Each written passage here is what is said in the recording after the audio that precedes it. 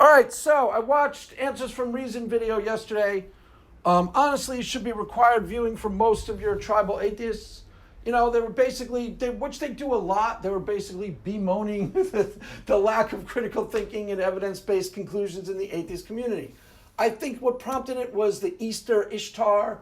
You know, Easter is a time of all these memes, the pagan roots of Easter and all this stuff.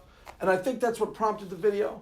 But they were basically bemoaning the fact that so many atheists, the two paradigms of atheism that every atheist holds to and will say that I actually think are really good and valuable tropes, really good and valuable practices, but not all atheists practice, is they want to have evidence, they want to believe what's true, and they want to have evidence-based conclusions, and they proportion their confidence based on the evidence.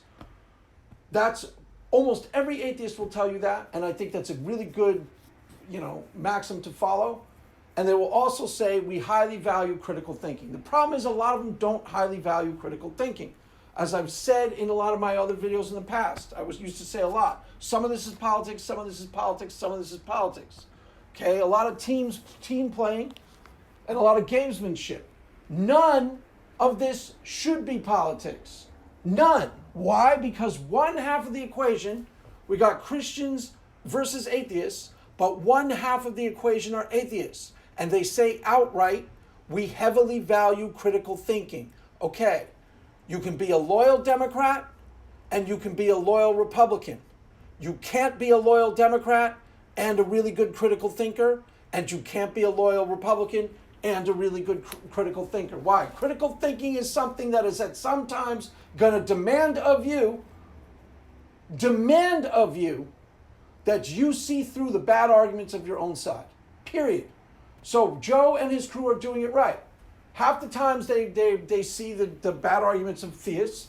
Theoretically, if we were making bad arguments, we're not. But if we were, we're not.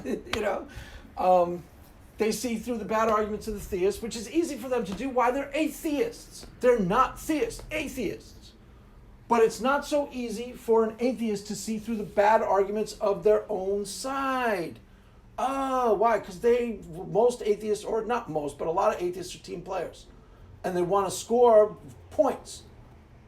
Joe and his crew are not team players at all. As far as I can tell, at all. Not even a little. So they automatically notice when their side is trafficking in propaganda or saying things that may be helpful.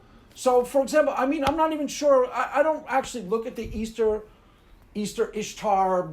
I really don't care about those. I barely even notice them, to tell you the truth. IP gets really tripped out about them. I don't even notice them. Why? Because I just don't care at all. No, but the one people they brought up who also gets accused of being closet theists is History for Atheists. Now, History for Atheists are not closet theists. They're atheists. But their first agenda is getting the history right.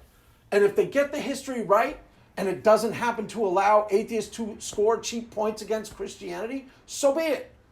Now, all of you who are listening to me are Christians. Recognize that History for Atheists are more our allies than our opponents. Correct? Almost every Christian listening to me gets it with that group. History for Atheists is more useful to us than anything else. Why? Because a lot of times they spend debunking the bad atheist arguments. Okay, Joe and his crew, the same idea. They spend a lot of time. I don't have time to go debunking all the bad atheist arguments out there. It'd be a lot more useful if there were a trustworthy group of atheists who were doing it, for example, Dave Rollins was arguing with someone like 5 days ago who was saying, religion is a mental illness. And he took him to task on Twitter. So I didn't have to send one of my guys into the fray. Why? Dave was doing it for me. More ally than opponent. More ally than opponent. Do you believe me now? Apparently, this is really too bad if this is true, and I haven't checked this yet. But apparently Ben Watkins was on Capturing Christianity, and he was getting negative feedback from the Christians were being not very cool to him, that it got to the point where even Cameron Bartuzzi had to say something. Now that's really too bad if that's true. Why? Because Ben Watkins is, generally speaking, more allied to us than opponent. Every third day, at least, once a week usually, he will say something in defense of, yes, Christians can be rational actors, Christians can be intelligent, something along those lines. He will do that at least once a week. At least as far as I know, he does it a lot. Now, the point is, okay, so before I go into all this, the big elephant in the room, yeah, ha, ha, ha, Luke, have a good laugh at my expense. Oh, it's so funny, ha, ha, ha, yeah. Okay, here's the problem with your imitation, Luke. Okay, if we're going to talk, let's talk imitations. Big glaring elephant in the room. Okay, so apparently we got a Weisenheimer in the atheist community who thinks he's being funny when he imitates me on Twitter. Okay, here are a couple of problems with your imitation. It's okay. It was okay, Joe. It wasn't great, Joe. It was okay. Here are the problems. Okay, first of all, it's too mean-spirited. It was too mean-spirited, Luke. What do you want me to say? It hurt me. It hurt my feelings. It was coming from a place of malice. It was coming from a place of contempt. That was problem number one. Problem number two, verisimilitude, Luke. You said, you threw out a catchphrase, I swear to God it's true. I swear to God it's true. Maybe I say that once every 5 videos or so. First of all, I don't say that all that much. Maybe I've said it once or twice. But I certainly don't say it a lot. So the verisimilitude wasn't really there. I really don't, Luke. You're exaggerating how much I swear to God, Luke, you're exaggerating. So the verisimilitude is not there. Now, if you want to do a better imitation in the future, watch and learn from the master. Okay, watch my imitation, Luke, and think, how can I capture this type of verisimilitude? That's a key word, verisimilitude. Joe, how do you like the video so far? Smashingly good, Craig. Chiddio. Another slam dunk, I'm afraid. Nailing it again. Now, you see what I'm getting at, Luke? If Joe and I were in a room together and he were talking and I started doing my smashingly good, you wouldn't be able to tell who was who. Why? Because it's so true to life. You got to work on your true to life. Do you get it now? Watch. Okay, another example. All of you know I have a Stephanie imitation, pretty much patented at this point. Stephanie, yes, Craig. See? Verisimilitude. Yes, Craig. See? If Stephanie and I were in a room together and I started being Stephanie and she started being Stephanie, who would be who? You couldn't tell. Why? Because the accuracy. You got to work on your accuracy, Luke. Verisimilitude is the key. Other than that, it's okay. It's okay. It's fine. Ha, ha, ha. Everyone have a good laugh at Craig reading suspense. Ha, if that's what you think. You should all grow up. You should all grow up because it's not that funny. It's mean. And I reported it for hate speech. So, there you go. And you're canceled. And by the way, you're canceled. Yeah, I did. I reported it for hate speech. So, nah. Yeah, last laugh is on you. Not this time, atheists. Not this time. Anyways, moving right along. Now, the whole point of the video, though, you're going to tie it into what I was just talking about. Just keep that in the back burner. Keep that in the back of your mind. What? Those guys are more ally than opponents. Allies than opponents. Now, the whole point of the video is this. Metaphysical a priori assumptions. Oh, that again? Yes, that again. No, that again. Yes, that again. Are the entirety of the ball game between me and the practicing atheist. By the time we get to a resurrection debate, we are already we are examining the evidence, the facts of the matter from 2 completely different paradigms of reality. So let's take Pine Creek Doug as our paradigmatic example. He's my go-to atheist at this point. Pine Creek. Yes, Greg. I can't even think of how to do a Pine Creek. Luke, work on your Pine Creek Doug. that I'd like to see. By the way, I might make a TikTok, Luke, where I express what it feels like to be so persecuted. You'll see how it feels. You'll see. If I make the TikTok, you'll see. So Pine Creek Doug goes to a resurrection debate with this metaphysical a priori assumption about the world firmly embedded in his brain. The supernatural does not occur. He believes that really firmly, and he believes that resolutely. So any evidence you place about a resurrection, you're not getting anywhere.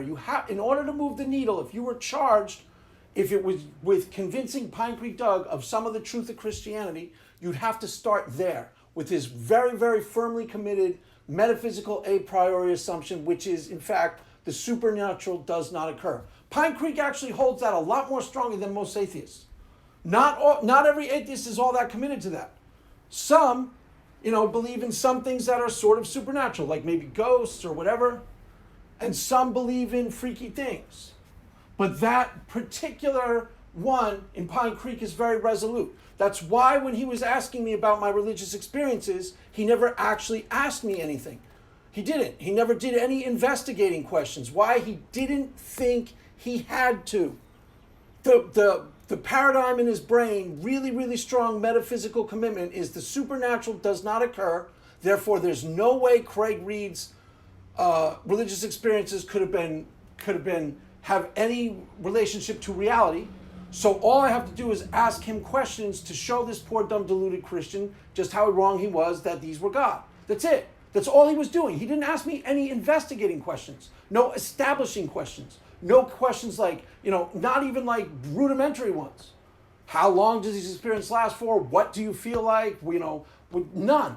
He didn't ask me any. Why? He doesn't think he has to, because it's so strong in his mind that the supernatural does not occur. It's so strong in his mind, there's no point in debating a resurrection with him at all. You have to get at that first. And how you get at that? Okay, the first way you do it is you would try to get him to soften that position somewhat. So you could come up, one potential strategy is you come up with plausible supernatural things that are a lot closer to home than a resurrection. A resurrection is 2,000 years ago, and it's the centerpiece miracle of Christianity. You're not flipping the needle on that one. But more importantly, the real question is, how do you get people to flip metaphysical a priori assumptions about the world? That's the real question. And in a sense, if you're an atheist or a certain type of atheist, hold on to your head for a second, just relax, just trust me, take a deep breath, hold on to your head, because it's about to explode. Deconverted man. Yes, Craig, you never actually deconverted. What? There's no such thing as deconversion. I knew it. This time you've gone way too far. I was a real Christian, Craig. I promise. I didn't say you weren't a real Christian. You probably were. I said there's no such thing as actual deconversion. I've listened to a lot of deconversion stories, and there's no such actual event. What happens is this, and it happens every single time. Deconstruct, switch squads. Deconstruct, switch squads. What does that mean? You flip priors. Somewhere along the way, and for reasons that are mysterious, but that have nothing to do with any evidence presented, there was evidence presented that your church was teaching you things that were probably not true. I agree with you on that.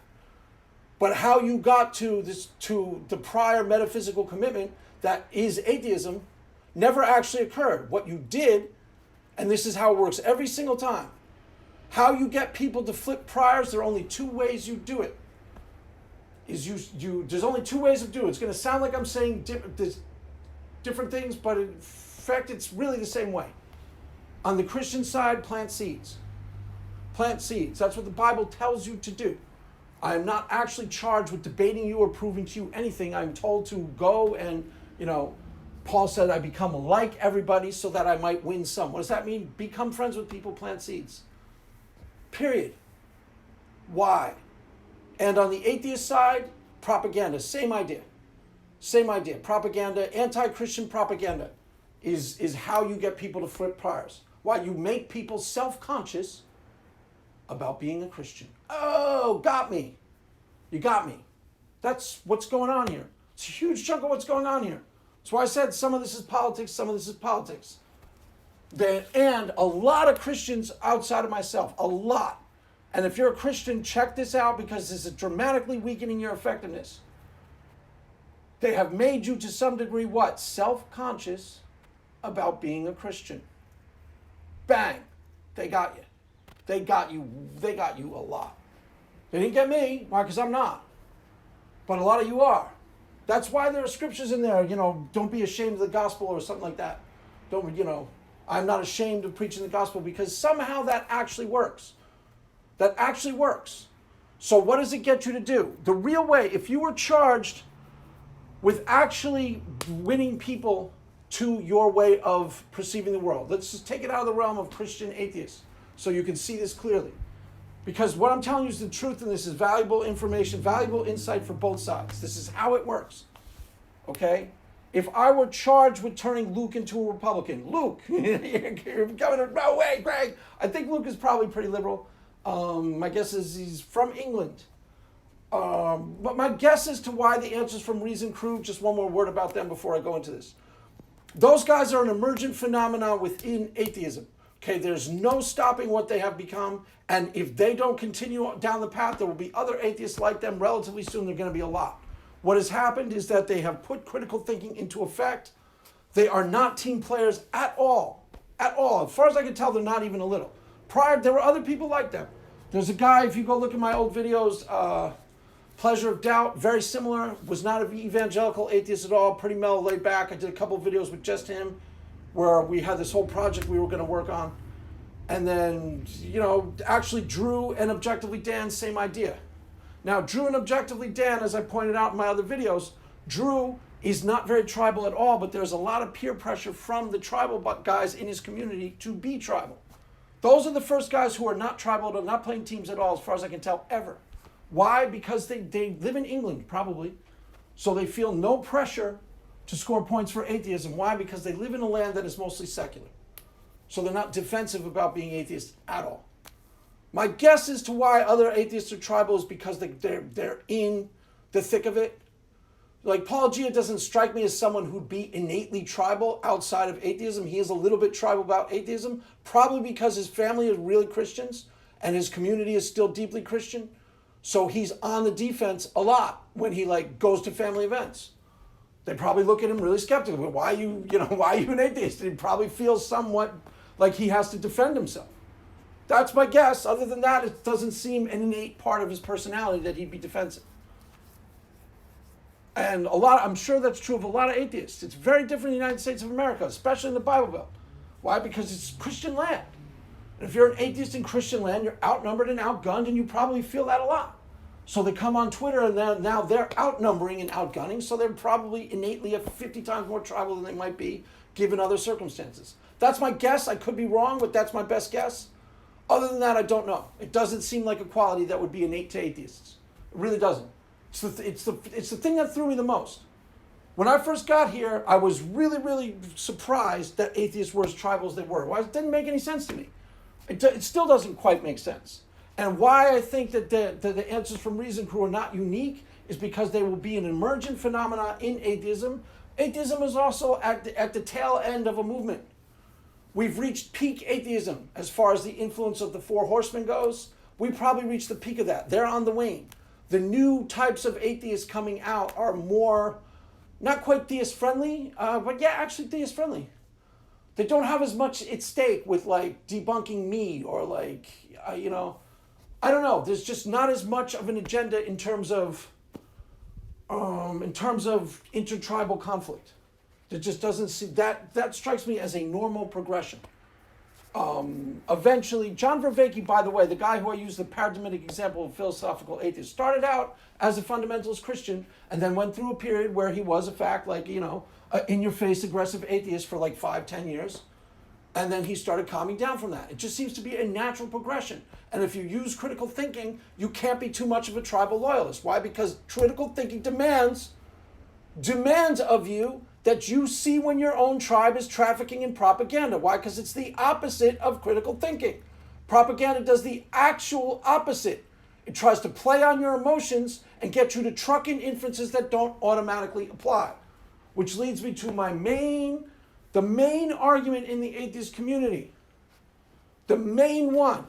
There are probably the most common type of argument. The reason why so many of the arguments are the way they are is because the atheists got here first, they got here en masse, and they started setting up a whole series of debates, almost all of which favor the atheist.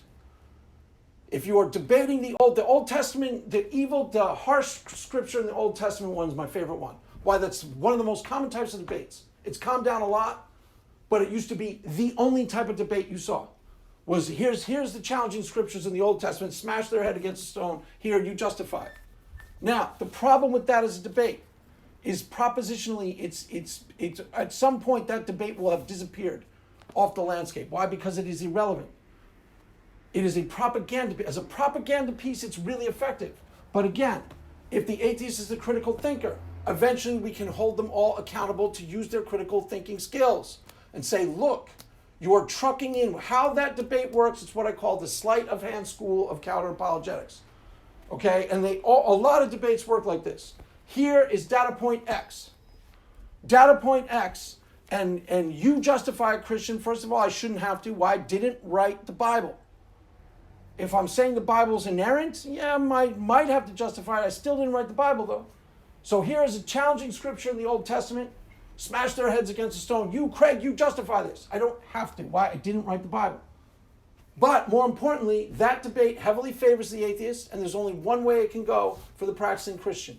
It's either looks like you are minimizing atrocities, or B, not clearly acknowledging what the text says. More importantly, is while that debate is occurring, the atheist is trucking in inferences that don't automatically and logically follow. So it is really effective as a propaganda piece, but as a logical, Socrates is a man, all men are mortal, it doesn't follow. It doesn't logically and automatically follow. The person who brings the inferences when they're watching that debate is trucking them in, and they make sort of sense, kind of, but they don't automatically follow. So it's effective as a propaganda piece. That's why it's so popular. But if you're using critical thinking, you should stop using that debate. Why? Because it's irrelevant to the proposition God exists, which is ultimately what we're talking about. God can exist, and there can be challenging scriptures in the Old Testament at the exact same freaking time. Ergo, it's irrelevant. It's irrelevant. Atheists get a lot of mileage out of it. Why? By trucking in inferences that don't automatically and logically follow. This is what I said. There's only two ways to flip priors. This is how when I said deconstruct, switch gods. That's the truth. How does it work? It works like this almost every single time. Let's say, you got your guy sitting in a church right now. He's in a fundamentalist church, and they're telling him some things that he starts to get a little skeptical of. The earth is 6,000 years old. Why are there no dinosaurs? Why can't we say? I don't even know what the questions are. The earth is 6,000 years, starts going, well, I'm not sure if it is. That doesn't quite make sense to me. So first thing he's probably going to do is go check with his pastor. This is deconstruction in a nutshell, right? The guy's in a fundamentalist church, and let's just say it's a young earth creationist, full-blown fundy church. He starts checking with his pastor. It's going to probably be, or people in his church. Hey, do you really think the earth is 6,000 years old? He's going to get some song and dance answer, or he's going to get some non-answer. They're going to say, shh, good Christians don't even question that. You're going to go to hell for even thinking that. I don't know what they're going to say, but they're not going to go, you're right. It's not. It's billions of years old. Wake up. They're not going to tell him just a straight up dope truth. Go examine the science. They're going to give him some weird song and dance. So he's going to go look for answers in some other context, correct? Why? Because he's not satisfied. You didn't tell me the truth. I got no choice. I got to start. It seems to me like the earth is billions of years old, not 6,000. So what do I do? So he starts going and asking questions. Eventually he's going to come upon a tribe of atheists, especially if he's got an internet. He's going to start clicking on atheists, and he'll see a video. Why the earth isn't 6,000 years old? The atheists. He'll start asking his questions of them. And here's the part where where he flips sides, where the metaphysical a priori assumptions flip. Okay, at first he's just questioning, but then he starts to talk to atheists. And at the church, they probably meant well by saying, atheists are so evil, don't even hang out with them. They're demons in disguise, and they're coming to kill you. They probably meant well, but it's counterproductive. Why? Because they're going to meet an atheist like a Luke, who, it was evil. His imitations of me were evil, I agree. That was really evil, Craig. He was, I understand. But they're going to meet an atheist somewhere along the way who shadows the stereotype that the atheist is pure evil, right? So having put the stereotype that big in them is actually counterproductive. Why? Because it's pretty easy to shatter the stereotype. They meet a reasonable atheist, like, wait a minute, I'm supposed to wear your horns. You're supposed to be pure evil. Why aren't you pure evil? So now they've questioned, they're starting to become skeptical of what they were taught in church, and they're starting to go, wait a minute, they lied to me about a lot of stuff, or misled me, or deceived me, however you want to say it. They didn't quite lie, because they probably believe it themselves, but they didn't give you legit information. So you start to shatter your entire credibility of what you were taught, but more importantly, you start to identify with who? With the atheists. So to go, wait, these people are more like me than the group I just left. They question things too. They're skeptical too. They value science. Then you start identifying as one of them. Bang, you flipped.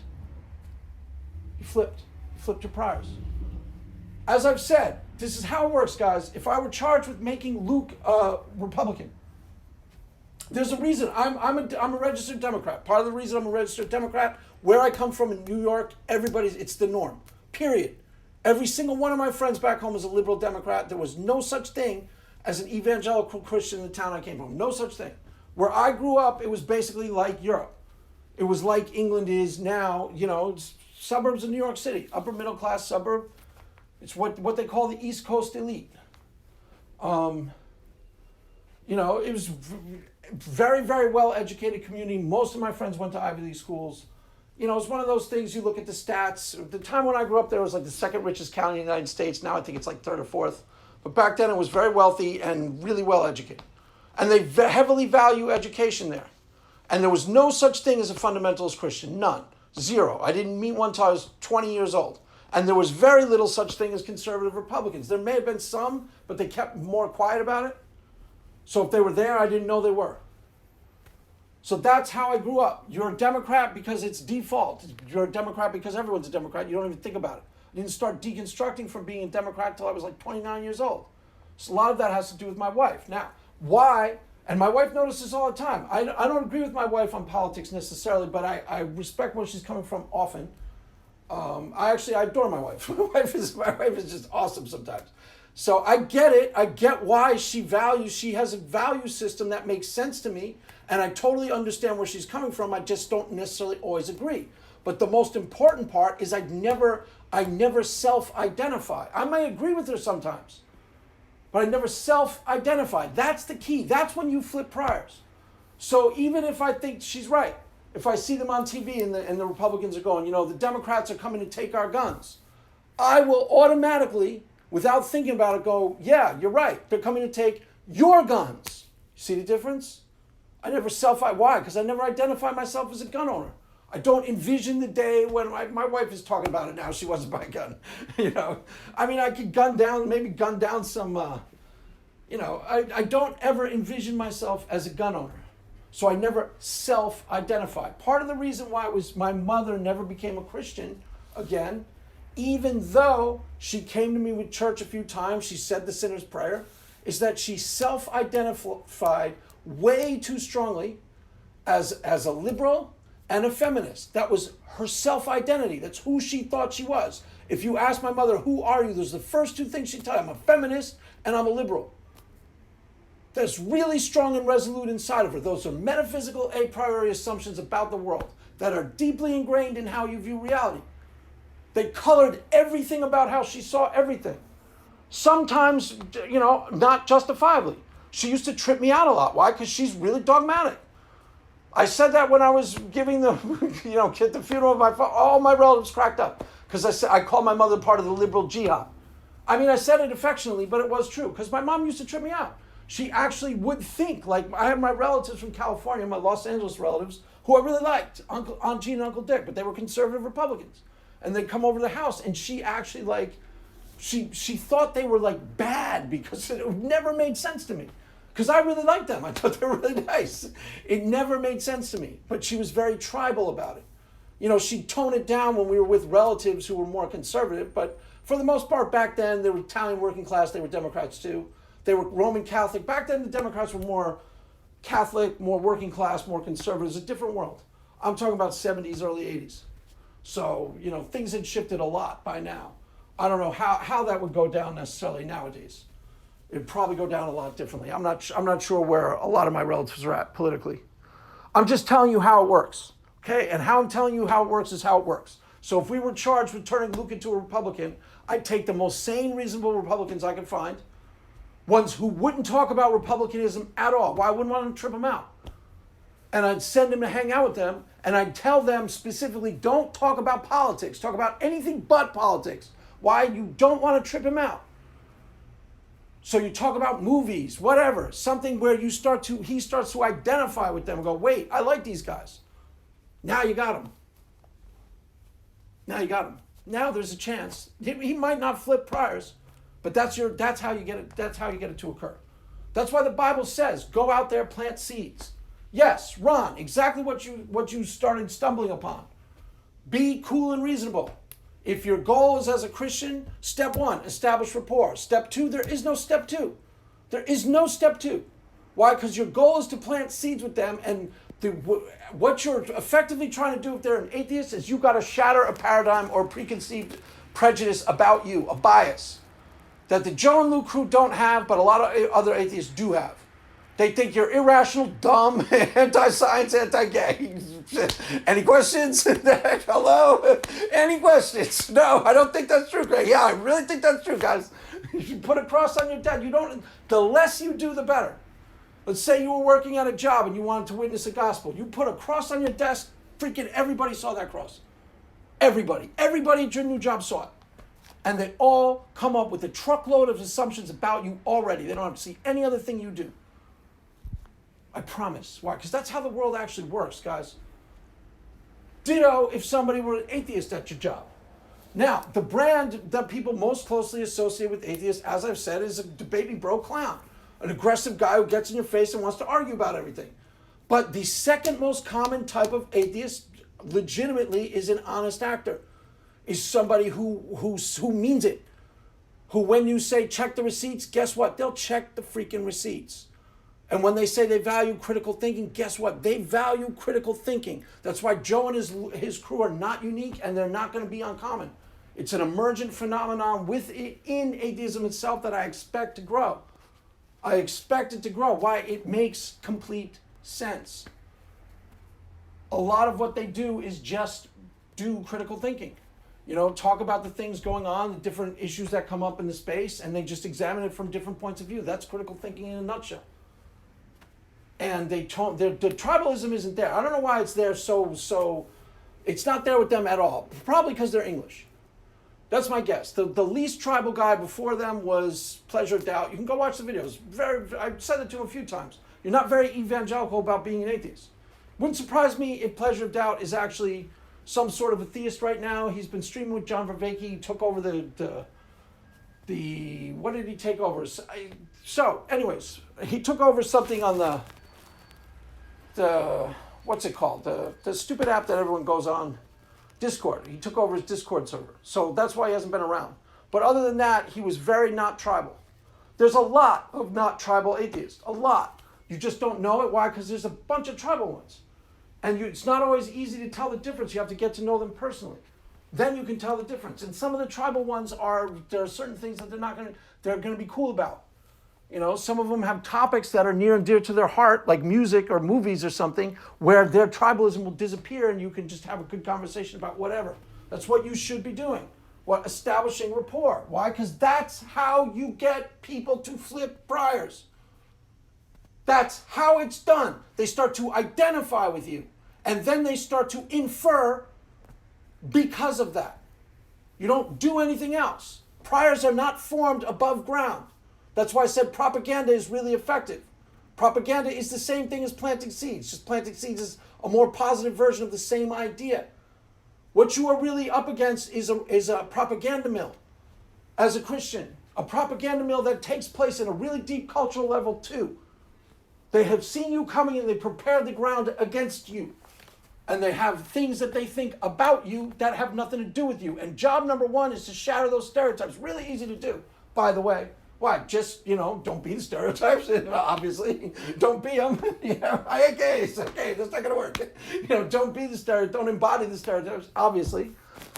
But you just shatter them automatically. It's really easy to do. It's really not complicated to do.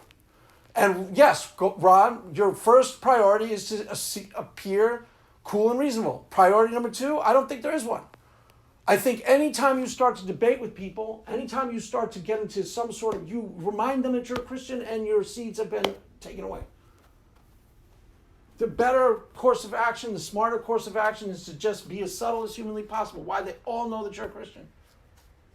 If I were working at a job today, when I first became a Christian, I had jobs in the world and I overdid it. I overdid it a lot. Why? Because Christians convince you to do that. It's stupid. It's really stupid. They do, though. I swear to God. In the church I'm at now, they still do that. It's ostensibly a cool church, right? It's LA. It's like the cool people there, right? Yeah, right. Okay.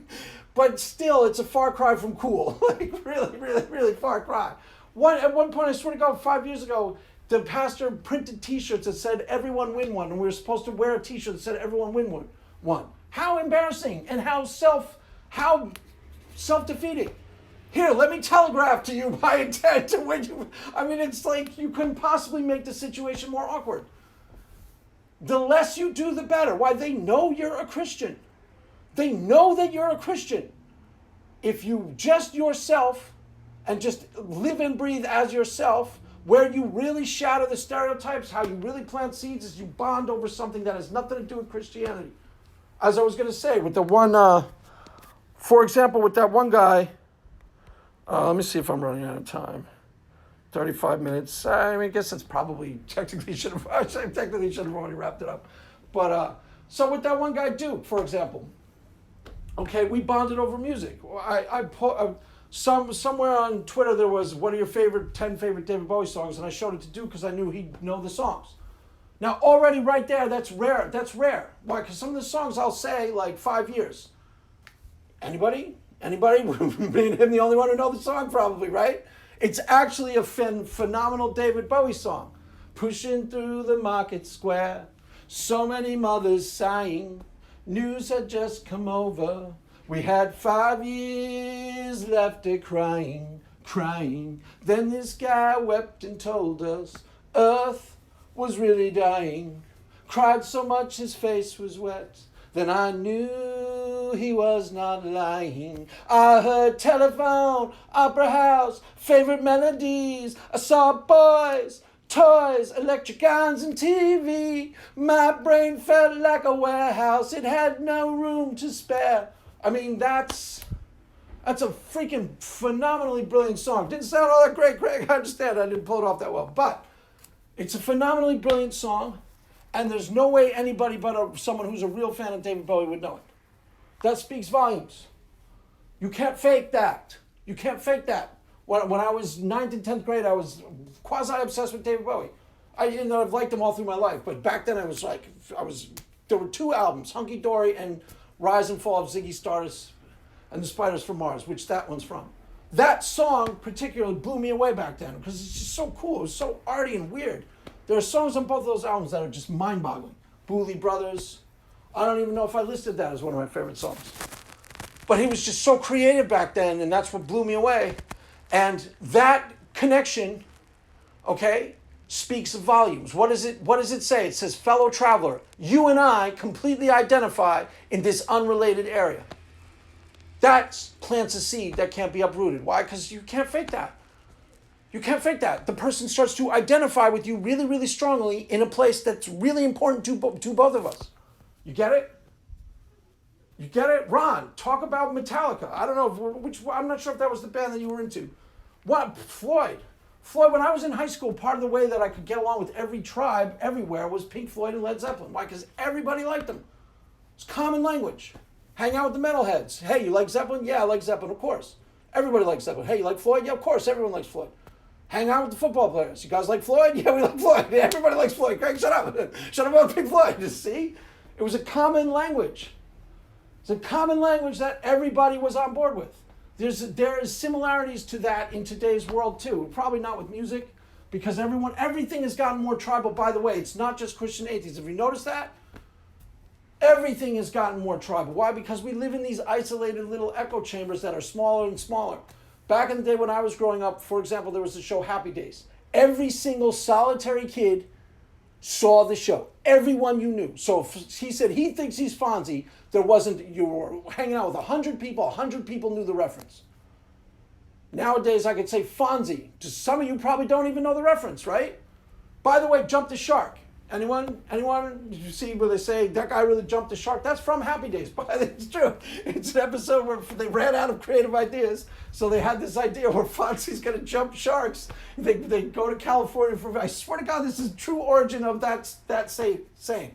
Do you know the saying? They say it in politics a lot. Go, well, his campaign really jumped the shark with that one, meaning like it's gotten outlandish and ridiculous and desperate.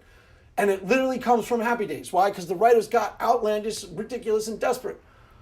I swear to God, true story. I swear to God it's true. I don't say it that much, Luke. I swear to God it's true. I swear to God it's a true story. Well, I guess I do say a lot. So, Happy Days. They go out to California, Malibu, actually, right outside my front door. I swear to God they come out right out here. I swear to God they come out right here. And Fonzie, the show was 5th year or something, and they ran out of ideas. So they had Fonzie literally join a water skiing competition where he jumps over sharks. I swear to where he jumps sharks. And that's where the saying comes from. It's like, it basically means you're out of ideas. Give it up. Why? Because it's time to call it a night. Your show has run out of steam and you're grasping at straws at this point. And that's where it originates from. So I think I'm rambling a little bit too much. Let's take a look-see at the times. 40 minutes. I guess I'll wrap it up. The main thing, metaphysical a priori assumptions. That's what I'm going to hammer away at in the months and years to come. Why? Because that's the entirety of the ballgame. You have to flip priors. If you want to turn a Democrat into a Republican, you don't just give them the facts. Why? Because they have counter arguments for the things that you automatically put out, right? Everyone understands that. If you're a Democrat and you're hanging out with Republicans, you start saying, XYZ, PDQ, they've already got automatic counter responses for that. You have to get at their priors. How do you do that? You infiltrate in ways that are, how you do it as a Christian is you interact and to the best of your ability, you just try to get along with people and they'll start identifying with you. That's how it's done. That's you plant seeds. The less obvious the seed is, the better it is. Why? Because it can't be uprooted. If they don't even know what seed you planted and you don't know what seed you planted, you're just being you. They can't take that seed out. No, they can't, you can't go to somebody a little bit later and they go, that Christian, when he said this, here's why he's wrong. Why? Because they didn't even see you plant it. You get it? So, Ron, that is step number one. Seem cool and reasonable. Is there a step two? I really don't think so. I think that's it. Establish rapport and there's nothing else to do. Yeah, obviously I do other things when I'm making my videos because I'm talking about other subjects. And a lot of that, to tell you the truth, has been heavily influenced by the atheists. Prior to me 4 years ago, you never would have, I didn't even think about quantum mechanics. Never mind making videos on the subject. That's all atheist influence. A lot of my videos have been heavily influenced by the atheist community. That's why I tell you, I've got theories about how this is going to go down in the future. But what for sure will happen is an emergent phenomena within atheism itself. Expect a lot more people like the Joe and Lou crew. Why? Because it's a natural thing. Atheism's been around now for a while. It really started, so they say, the trend of atheism that we're reached peak atheism for probably was the whole Four Horsemen influence trend that we're at the tail end of. The Four Horsemen's influence is waning. What are coming up in its place is a lot of spiritual agnostic types who I've mentioned in my videos. John Vervaeke, Bernardo Kastrup, Donald Hoffman, Philip Goff. I'll put Carlo Rovelli in the same category. Those people have influenced me more over the last 2 years than almost anybody else. Those are people whose influence is on the rise. The Four Horsemen's influence is on the wane. The only one who is transforming slowly into a more spiritual or more nuanced thinker is Sam Harris, a more philosophical speaker. He's the only one who's kind of shifting gears. The rest of them, their influence is on the wane. They had their moment where they basically spoke most loudly to fundamentalist Christians, to people who were in fundamentalist Christianity, who were starting to balk, starting to go, I'm not sure if any of this is true. And that's who they spoke most loudly to. And the thing they gave them probably more than anything else was permission to think freely, which is, to some degree it's invaluable. To some degree you should respect that process. You should, I have some respect for it. Why? Because it's truth-seeking. But you keep going. Critical thinking doesn't end now that you become an atheist. If the atheists are making terrible, awful arguments, it is up to you. And if they're basing their arguments on propaganda pieces that don't have any relationship to the proposition God exists, it is up to you, the atheist. It is up to you, the atheist, to see that. Why? Because you call yourself the critical thinkers. So it's up to you to put that critical thinking skills to use.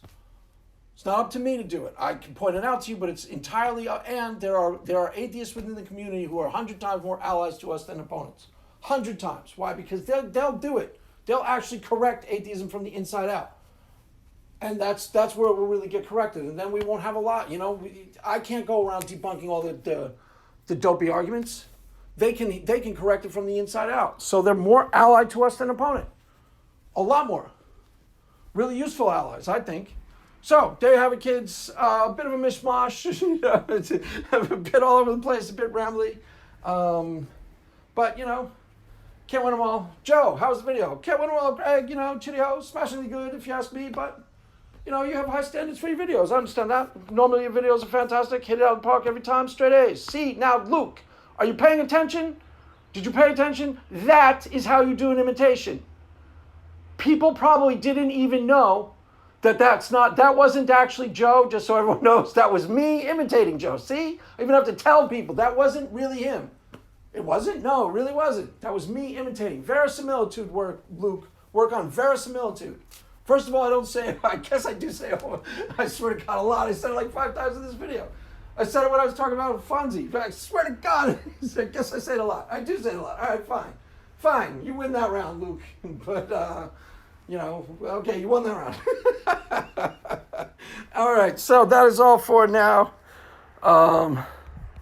You know, let's see if we can get Luke canceled for hate speech. And other than that, the Mass is officially ended. Go in peace. Amen.